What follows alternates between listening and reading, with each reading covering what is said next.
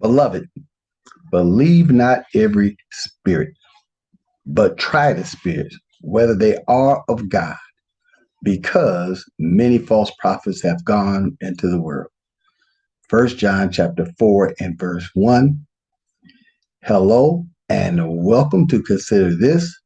Today I will be covering part 2 of the series on wedding vow, on the wedding vow, and in particular, going to be focusing on the part of the traditional vow that says for better or worse. We're not talking about some tiny church here. So the Church of England, they have officially, completely and thoroughly vanquished the word obey from the marital vow, despite the fact that God put it there. Nevertheless, they took it out.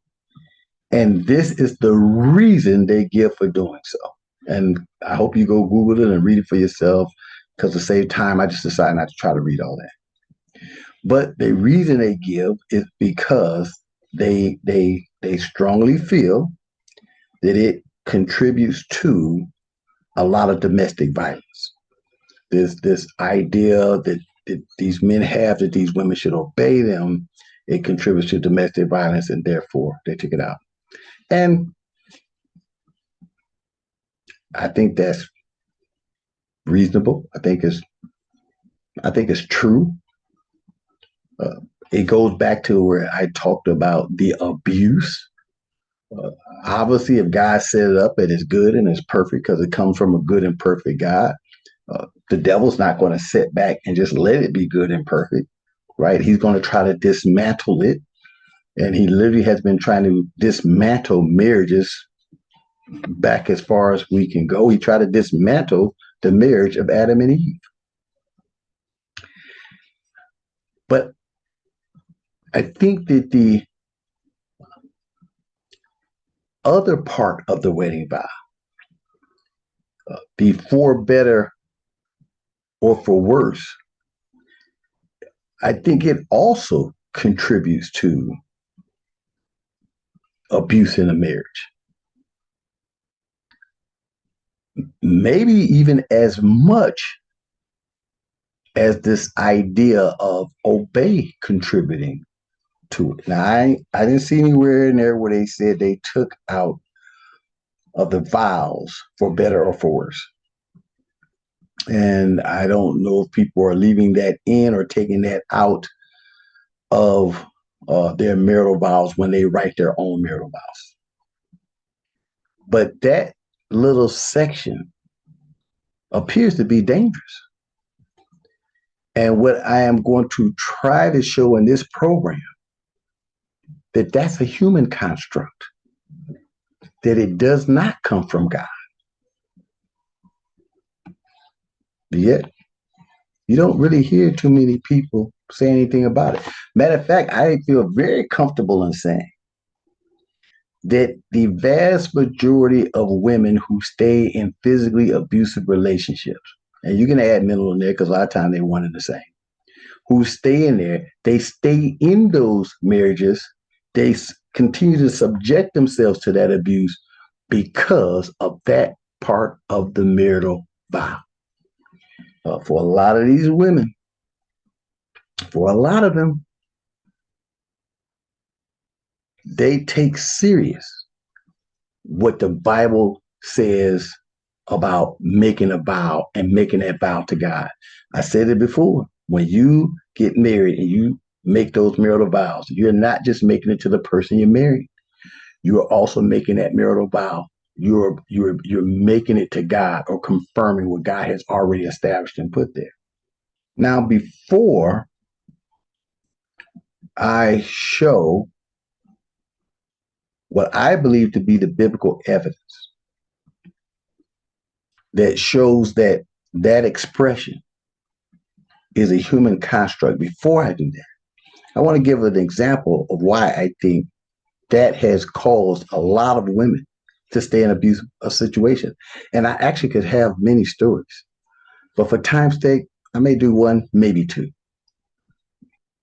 During the 1980s, I was able to get a job working in a shelter for battered and abused women. I worked there for literally 12 months. At that 12th month, I was just done. I just could not do it anymore. What we would do is that we would go to uh, the emergency rooms of hospitals, the women, and usually, matter of fact, I think in every case, they had children with them. The police department or the hospital, one of them would contact the shelter. We would put together a crew. We would go by there and we would pick up the woman and the children, take them back to the shelter. One thing we tried to make absolutely clear, and that was that no resident of the shelter was supposed to tell their husbands the location of the shelter. A lot of these women were beaten severely, but usually not bad enough to be admitted into a hospital because when they came, their children came with them. I don't recall ever having a situation where we took the children and then waited for the mother to get out of the hospital. So they were beaten usually pretty bad, but once they got them patched up, we took them to the facility. This program was in Illinois. I was kind of shocked I even got the job.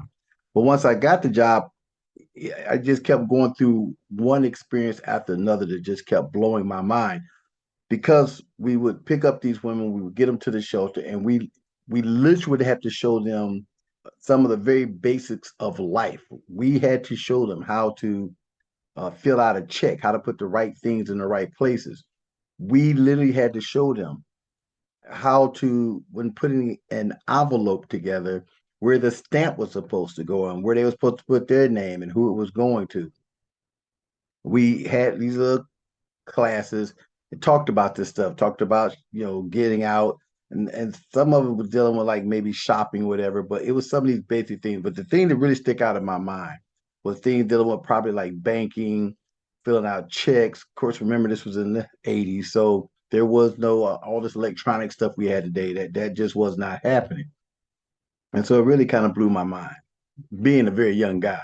These abusive men, from what I could recall, it was kind of this whole control thing. So they controlled all the money, they controlled the checks, they sent out the bills, so on and so forth. And it seemed like they intentionally did not want a lot of these women to know how to do these basic things. I guess that was a way of preventing them from ever wanting to leave and thinking that they could survive on their own. So once they got to the facility, I distinctly recall we would really try to teach them some of the most basic skills of just living life.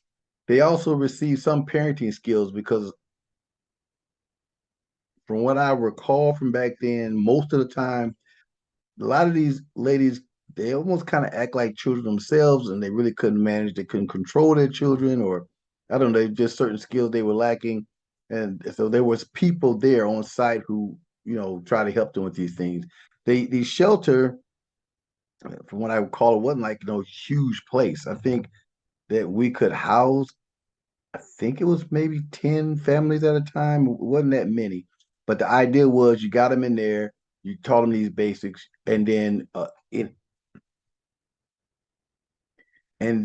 in every case, we would get them set up in an apartment. We would show them, what they were supposed to do to get an apartment, and we would literally go to the steps with them, step by step, literally holding their hand the whole time.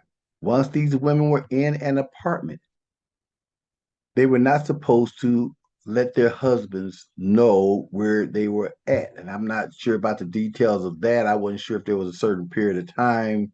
I just recall that once we got them there, we got them set up, we got them a few items for the place, and just I remember they wasn't supposed to, because one of the things about the place that literally drove me nuts. Again, I was only there exactly 12 months. That drove me nuts was that sometimes when we would get a call and we went out and it was a crew of us, so we would go out two people, three people, and we would get to the hospital, and I wanted to pull my hair out when we would get it there and see that it was somebody who we had previously relocated and had them all set up, and they were back there beat up again. And in some cases, worse than they were the last time we got them. And it was not uncommon for some of these ladies to have to get admitted to the hospital. In one way or another, some of these women would tell us that they felt that they had a responsibility to get back with their abuser because in their wedding vows, they said for better or for worse.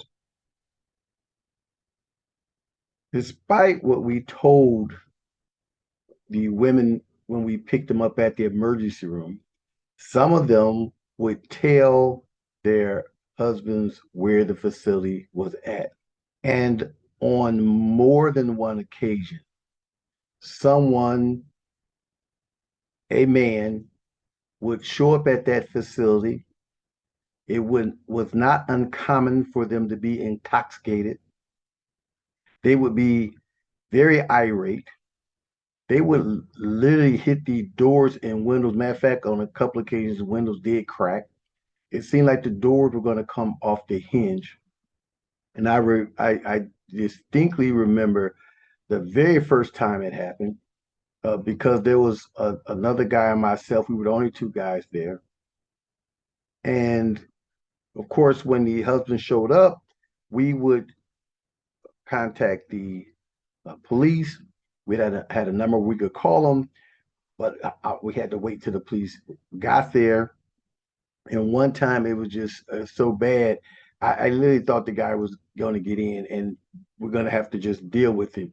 And I looked over for the other guy who worked there with me, and he was underneath his desk hiding. So he was hiding. The women were hiding. Women literally got in closets or under beds. The children were hiding, not doing a good job of it though, because some of them was crying, some of them was screaming, so they was giving themselves away. But it was just chaos. And when I say that the other guy was hiding, I don't mean that, symbolically or for a laugh. He literally was hiding underneath the desk. And it was just so bad. I just walked up to the door and just said, "Well, I got to deal with this guy." Praise God, the police drove up in the nick of time. But so they tried to get there. They tried to get there as fast as they could. Fortunately, it never got to the point where we had to get actually physical with one of the husbands, but it was just a bad situation. And of course, we would ask the women, why did you let him know what apartment we put you in? Or why did you give him the address to the facility? And one of the things we heard fairly often was that I think the top one may have been the children miss their father. But there was also commonly said to us that they made a vow and that vow said for better or for worse. And, these ladies, they either believed that or they were influenced by a family member or friend who reminded them of that vow. Basically told them, you said for better or for worse. And that was supposed to be the end of it. They were expected to go back to their abuser, and some did. We were unable to prevent religious institutions from coming to the facility.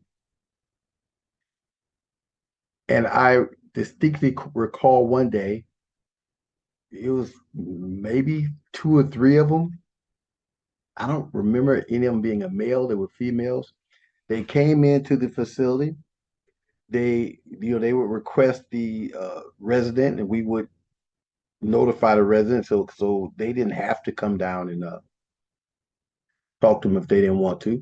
And but the lady, she came down, and with us sitting right at our desk, they told her point blank that she was wrong, reminded her that that was her husband, and this husband, uh, physically beat this woman, bad. Not bad enough to be admitted to the hospital, but he beat her pretty bad.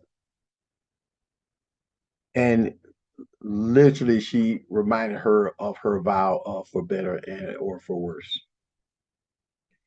And to my amazement, because again, I was a young guy, so some of it was just a little bit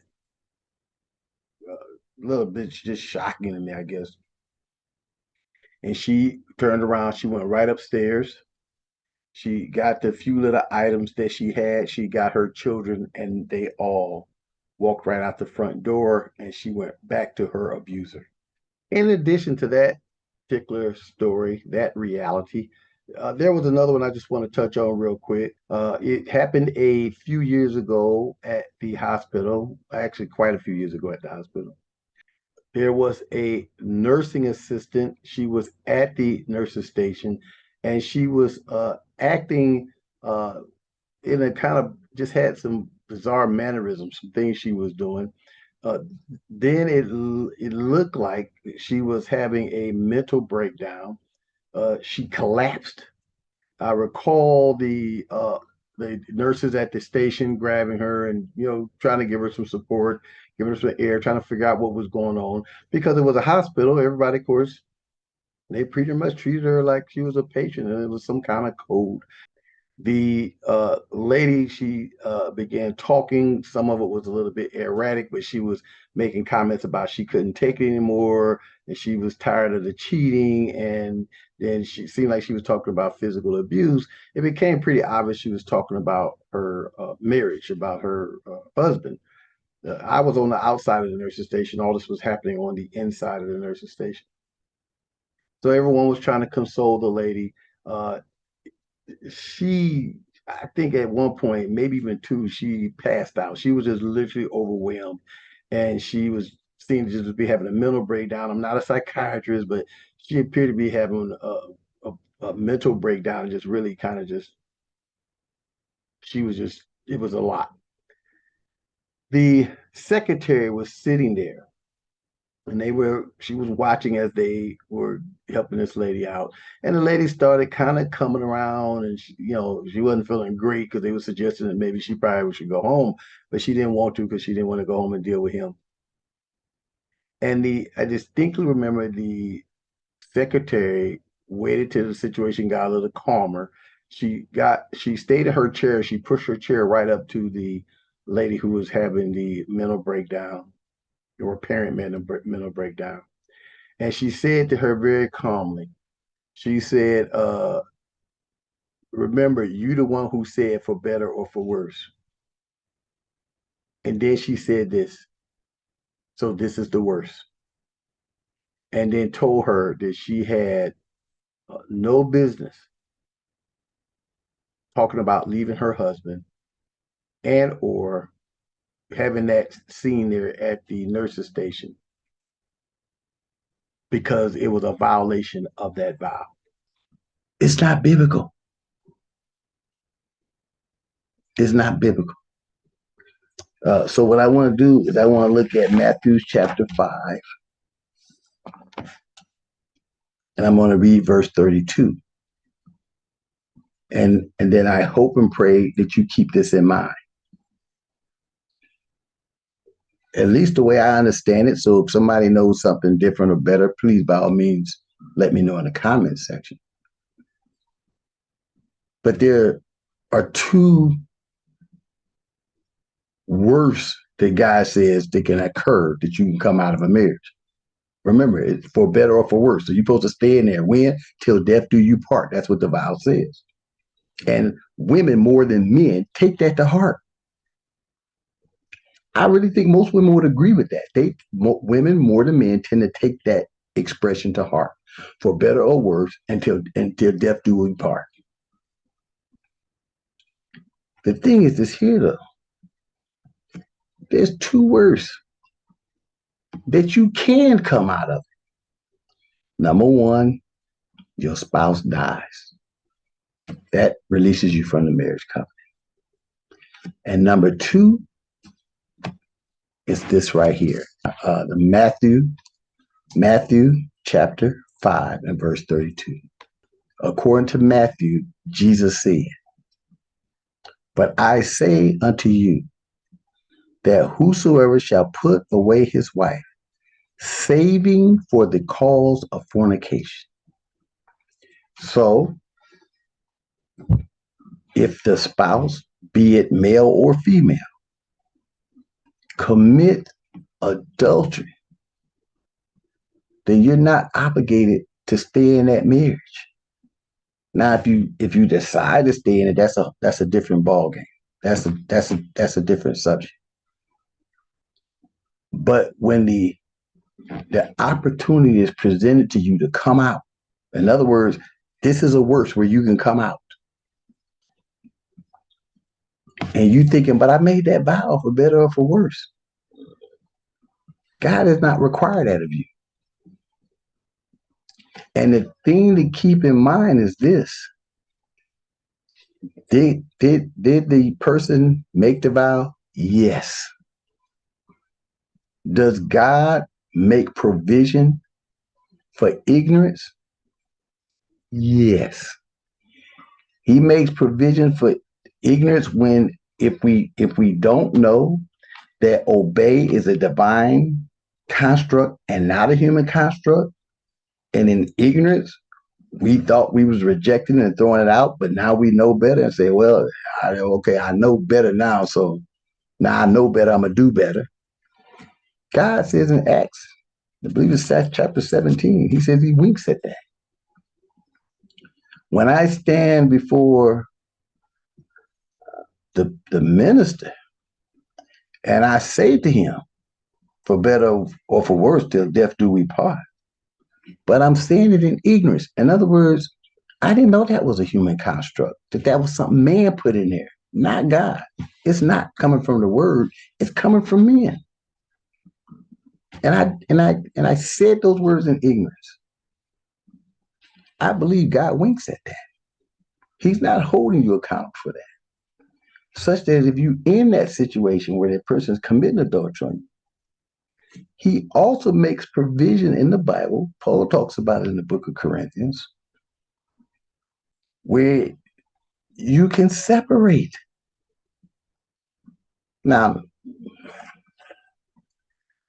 the difference with separation is that regardless of how long we're separated, we're still married until one of us commits fornication. We're still married. But I can separate. And watch this. At least right now, the way I'm understanding the Bible, we can be separated till death do we part. If neither one of us had went out and committed fornication, because we're still spouses in the eyes of God. But to stick in there something that God did not require of you, and that he does not hold you to. And then to have so many people over the years, and this comes from the church. And so it's funny to me, the Church of England didn't look at this.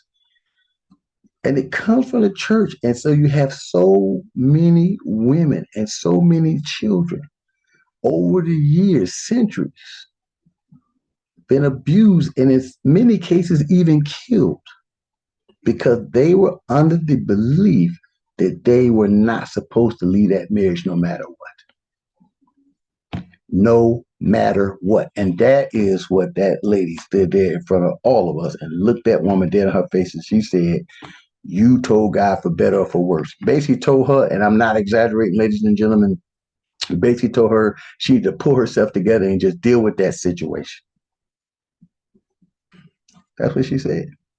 There is a gentleman, he has passed away. I've been debating about even doing a show on him, named Kevin Samuels. He holds that position that just because your husband commits fornication on you is bad. You know, you may perceive it as bad, but you should stay in the marriage. God does not require that of you. That is a worse where you actually can come out of your marriage. If we're going to remove or reject something, the biblical evidence seems to suggest that should be it. It should be that expression, that promise to stay together for better or for worse till death do you part. Now, as I hopefully quickly gets towards the end of this particular program, I want to just hit a verse or two. It kind of goes back to something I said earlier, just to because because beloved, believe not every spirit. So I want to make sure I'm rightly dividing the word of truth. And I want to show you again in 1 Corinthians chapter 7. It says, the wife hath not power of her own body, but the husband. And likewise, also the husband hath not power of his own body, but the wife. Now, somebody comes up and they quote that verse to me, and I'm the husband. You're supposed to obey me because I'm supposed to have power over your body.